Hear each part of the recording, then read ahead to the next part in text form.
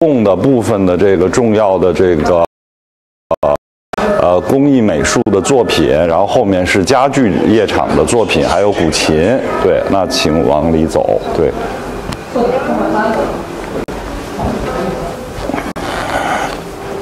我们等于一进门哈，这个独立展柜里面哈，我们是这个供了一尊这个铜鎏金的这个无量寿佛啊，是这个康熙时期的一个宫廷的造像。那么其实我们这个禹贡业厂的首先呢有一个主题呢，就是这个康熙盛世，这个康熙大帝为核心的一些这个宫廷艺术和它的陶瓷的精品。那么比如说为什么说这个无量寿佛是一个康熙时代的算是一个非常有代表性的作品？那么呢我们其实在这个雍正他在康熙59年在北京大觉寺这个有一个石碑，有一个碑文里面他就说呢，皇父，他就指的康熙皇帝皇父这个现无量寿佛身，光背依祀天下。就是说在那个时代，就是康熙已经被作为是一个无量寿佛的转世，这种转轮圣王来统治这个大清帝国。而且这个在乾隆的时候，乾隆也有一篇碑文，就是皇祖父以这个无量寿佛是转轮王都是有这样一个这么样一个正史里面的记载。那么其实康熙对于这个无量寿佛的信仰呢，第一呢是来源于他的这个祖母这个孝庄太后，因为她是一个蒙古贵族的出身。其实满族呢在那个时代还是以这个萨满教为主，那么顺治皇帝呢又信汉传佛教，而且和天主教的关系也很深。其实这个藏传佛教呢是康熙开始那么在清宫这个盛行的，而且它和这个多民族国家的这种统治有非常密切相关的关系。那么就是说从康熙造像上呢也能够体现出来。我们看这尊无量寿佛它的这个脸是一种杏仁式的这么一种杏圆的脸，然后呢肌肉的非常的劲健，非常年轻，一个生机勃勃的这么一个形象。那么这个呢就和明朝的造像完全不一样了，而是有非常浓厚的柯尔克蒙古和西藏艺术的特点然后它满身呢就镶满了宝石，然后细节里面也有很多簪花的这个细节。底色呢，你看它微微发红因为无量寿佛是一个红色皮肤的，所以它是里面是红身红，然后外面再罩金，这么一种体现。无量寿佛是阿弥陀佛的等于一个汉译的一个名称，非常的吉祥，非常的在现世世界有长寿的寓意。那么所以呢也是这个康熙时期这个宫廷造像的非常有代表性的器物。它的这种工艺特征呢就来源于这个外蒙古柯尔克蒙古的大活佛哲布尊丹巴一世，因为它跟康熙呢是一种亦师亦友的关系。哲布尊丹巴呢又是在这个造像世界里面是首屈一指的大的艺术家，所以这个康熙宫廷造像就遵循了这个柯尔克蒙古造像的这种特征。然后哲布尊丹巴在传记里面有一个记载，他为康熙皇帝这个施行过无量寿佛的灌顶，所以呢他们这种有一种宗教上的这个互为师友的这么一种关系那么从这个多伦会盟之后，这个大清帝国对于漠南蒙古和漠北蒙古的统治就非常的一体化了。哲布尊丹巴大师呢也是长期呢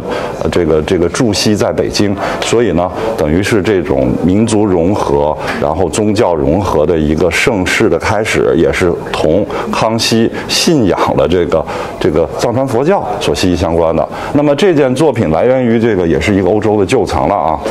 当时应该是有99尊，这个编号是第83。那么在艺术品市场里呢，这个康熙造像也是大家非常追捧的一个特别的品种。如果上手的话，它的这个胎体特别厚重，然后鎏金无比的这种绚烂富丽，然后呢比如说，同样有一尊在这个洛克菲勒家族的收藏呢，前3、4年以前吧，是250万美金这个成交的，就将近1800、900万人民币。那么我们这一件是估价是680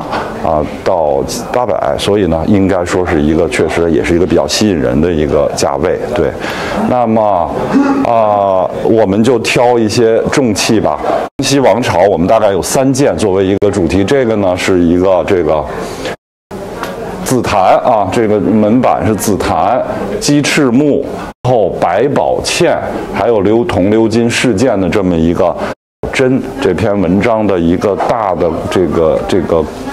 柜式的大屏啊，屏风的屏。那么这件作品在之前几个月我们的保利艺术博物馆的康熙的大展里面也亮过，当时呢我也做了比较详细的一些介绍。对，那么有幸呢这次就参加我们的拍卖了。那所谓的百宝嵌的工艺，可以看到上面哈，它是来源于晚明的周铸的这个一种创新，是奢华的一种工艺绝技，当时被称为吴中绝。它就是拣选了你像螺钿，就是各种颜色的蚌壳，然后像绿松石啊，像琥珀啊、蜜蜡，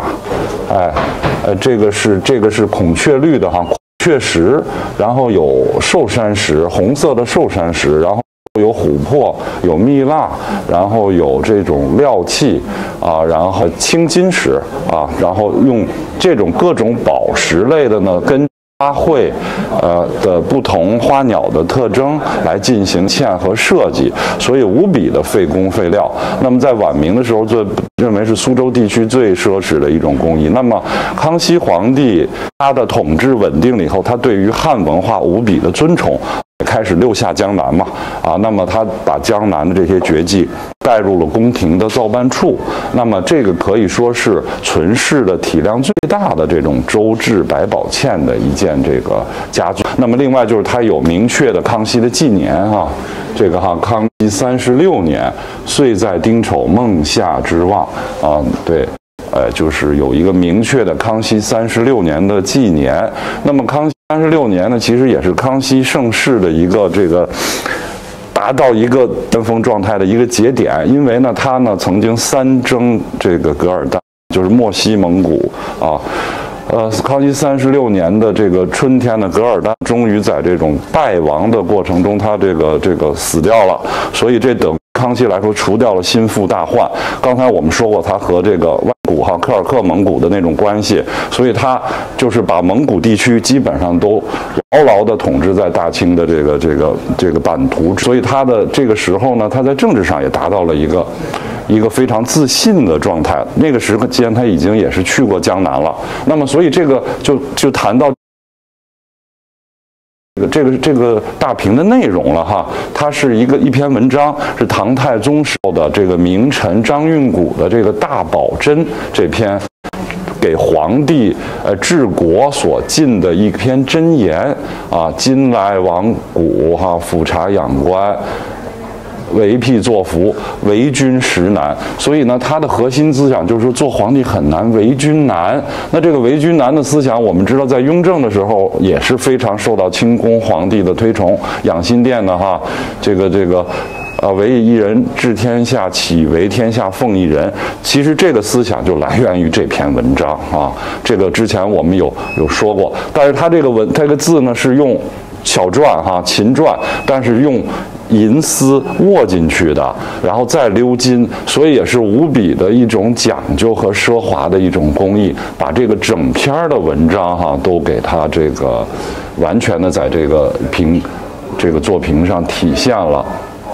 那么这个大宝箴呢，在雍正的时候，在勤政钦贤殿就是在墙上就有大宝箴，然后呢，在乾隆的时候，养心殿的东暖阁上面有乾隆自己御笔的大宝箴，所以这是从康熙开始的，从康熙36年可以就知道啊，就已经和清宫3代皇帝息息相关。所谓大宝嘛，就是皇帝的大位，那么所以这篇文章是劝诫皇帝怎么做皇帝的这么一篇文章，所以它只能放在皇帝的宝座的旁边的这样非常重要的位置。就比如说圆明园的勤政殿，然后故宫的养心殿。所以呢，可见这个作品当时的它的这种重要性和它的地位吧。那么呢，其实还有一个，我们就是说，它关于儒家思想治国的，它这确实是一个非常精炼的一篇文章。我们非常现在经常说的天下为公也在这头有天下为公一人有庆，就是说百姓和皇帝的关系，它这个其实说得很辩证，然后所以确实是作为清宫3代皇帝的一个治国的这么一个座右铭吧。那么它其实像是一扇门但是它当时呢是为一个特别空间所特别设计的这么一个因为清宫呢它有很多和西洋透视有关很多空间变化的这么一个，所以我们到底它在一个什么样的特定的空间里陈设这件作品，还是一个有待研究的东西。对，那比如说，你看它的这个门框上这技术就是有这种非常仔细的这种西番莲的这种卷草的纹饰所以它不是一个配件，而是一个特定的建筑空间里面的一扇这么一个隔扇。那么它背面还是有弓的，可以看到，它的四周对，所以它是对，它都是也是这样的，有这种所以它当时可能是为一个特别的一个宫廷的一个很神秘的空间，但是离皇帝的距离很近的一个地方特别陈设的，所以值得大家关注，应该也是一个存世的孤品，康熙盛世的一个非常巅峰时刻的这么一个作品那么康熙我们再说一件那是康熙晚期的这个铜鎏金的这个编钟。对，康熙皇帝是上知天文下知地理，然后呢对于数学、几何学、音乐都是专家，而且他和汉族的这些知识分子交友很深，和这种西洋传教士也是可以学习了很多西洋的这种先进的这种科学、艺术、文化的知识。那么这个编钟呢，其实就是他所谓重新晚明嘛，因为礼崩乐坏了嘛，所以他呢重新把这种礼乐制度恢复起来，重新设计的这么一套有16支的这么在这种中和韶乐这个大典上使用的这个皇家的礼器，用这个铜鎏金来制作那么第一批就是康熙52年制，可以看到这款52年有一批，54年有一批。那么54年这批呢，在这个市场上吧还比较多那么52年这个第一批就在艺术品市场上非常的稀见当时文献记载可能做了有14套，完整传世的北京孔庙有一套，曲阜孔庙有一套，那么零零散散的就是在海外流散。那么这个也是来自于一个1952年的一个英国的收藏，然后后来在美国。那么它呢叫这个音律这个也是康熙的一个独特的设计，就是它和传统那个12律之外，它有4个倍律的，这是倍音钟那么是在低音部分的它的一种别出心裁的一种设置吧。那么呢，当后世的这个音乐学家觉得它可能未见得那么合理，但是它有它的依据，有它的这个独特之处这个编钟的设计是在圆明园的蒙养斋算学馆，就是它是模仿了法国皇家科学院的制度，然后由传教士和他的黄三子印旨一起来这个制定了《律吕正义》这本书，所以也是当时的这个文化和科技的一种非常凝聚的一种体现。但是现在的艺术市场上对这一类东西有点严重的低估了，因为它比起一般的瓷器来说，它的皇家礼器的重要性要大太多了，工艺性也非常的好然后双龙也是这种宫廷的制式，非常的霸悍但是它的估价特别便宜，所以希望大家关注160到260那么实在是这个确实是有点太委屈它了，因为这真的是国之重宝，在康熙朝的时候。对，来自于一个美国，也是一个保税的拍品就是如果拍卖成功了，是在香港保税区提货的。那么这边呢进入我们家具专场之前哈，我们有一组也是与共专场的，既是家具，然后又是宫廷陈设，又是丝织品，紫檀框的5屏风式的这么一个缂丝，然后它的这个芯儿是缂丝，明黄地儿的啊，明黄地儿的这种每一个都是这种宫苑山水，每一个都有仙鹤，松鹤延年，所以它应该是给皇帝啊或者太后啊祝寿所特制的一件这种在宝座后面的一件陈设的家具，然后你看每一个都是这种仙山楼阁，然后每一幅画面上都有这个仙鹤这样的祝寿的寓意，而且是双面的纹饰都可以观赏，对，双面缂丝，然后紫檀的这个框子，您可以看到它上面的缂丝的形状完全是跟这个家具这种曲线呐，它的这个完全是每一个画面都是一一定制的，包括这个下面的这个环板的地方所以这个可以说是一件原装的宫廷紫檀与缂丝的一个完美的结合，当时来说也是非常的这个费工、费时，然后一个非常奢侈的宫廷的陈设300多万吧，我们觉得可能这次我们的估值都是一个非常这个性价比很高的这么一个状况吧。那么这边呢，就是我们下面进入我们的这个叫做逍遥座重要名藏的明清古典家具的这个夜场的专场了。那么这个专场我们也是持续了大概也有5、6次了吧，都是拣选这个各个这个著名收藏的这个明式的黄花梨家具啊，清宫的紫檀家具。那么我们进入这个专场，大概也有20几件这个重器。那么门口这个就是一个小序曲吧，那么是一个非常明式的刀牙板这种小平头小条案。放一盆花啊，放一炉香啊，都非常的恰当，就是和我们现代的居室非常的各种环境它都能搭配60到90万。然后旁边是圈椅一对也是非常典型的这种明式家具的这种标准器一对圈椅，一个小条桌，对，所以可以说是一个明式家具的氛围吧。那么这个就是我们封面的一对重器了这个黄花梨明晚期黄花梨的这个万历柜其实所谓的万历柜是一个家具行业里面的相对约定俗成一个说法，因为呢晚明的万历时期呢，这个收藏的风气大盛，所以呢尤其江南的这些士大夫富人阶层呢，他有这种收藏古玩和展示古玩的这个需要，所以这种柜子呢，就是这个空间它叫亮格柜，其实它是像一个又带围栏的带困门的这么一个敞开式的空间。那么它呢就可以呢比如供一尊这个佛像，然后呢陈设陶瓷呀、5大名窑青花这些瓷器、珍玩和这个各种它的这种收藏品吧，所以呢就被称为万历柜。那么其实呢它是一个亮格型的这么一种这个亮格柜。那一般柜子呢，我们见到那种大4件柜体量更大一点，上面有顶箱的比较多，但那种柜子它其实就是一种实用功能，就是当时是储存衣物的。但这种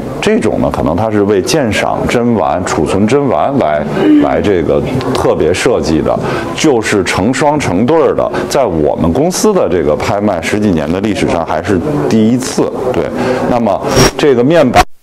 门板双拼。行云流水一样的特别典型的黄花梨的材质，很细腻，然后这个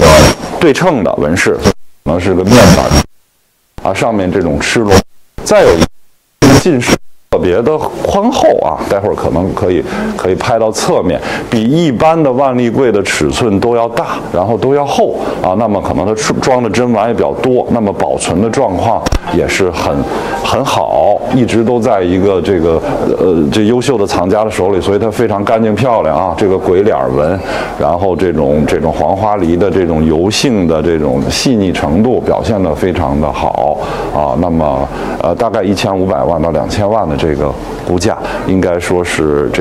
这次柜子里面的最好的一件作品。那么这个有一对南关帽椅，想给大家介绍一下哈。同一个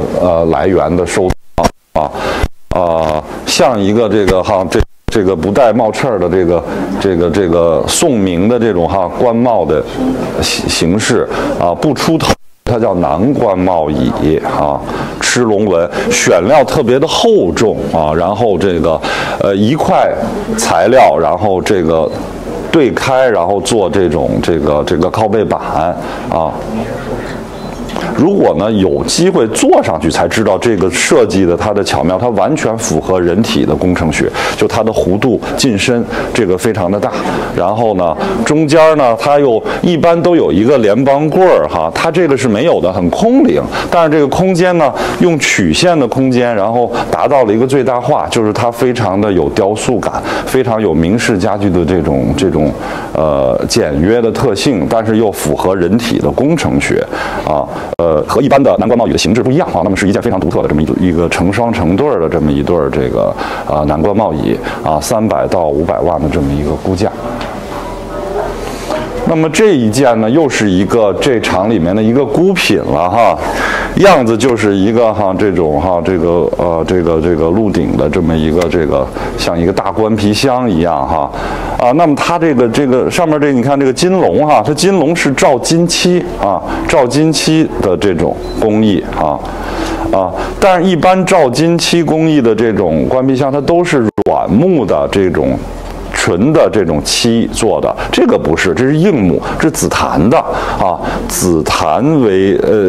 这个浮雕，紫檀高浮雕的云龙纹，然后龙的位置呢又用这种金漆来表现，所以它是一种晚明的非常奢华的做法，五爪金龙啊，都是上下左右都是满的。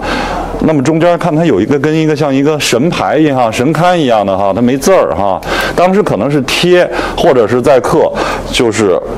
为某一些皇家的这些御册呀或者文书啊、圣旨啊，特别盛放郑重的盛放的这么一个官皮箱啊。所以呢，这件作品呢是香港这个嘉木堂曾经经手过的一个旧藏啊，在这个《明式家具20年经典录》里面也有注录啊。那么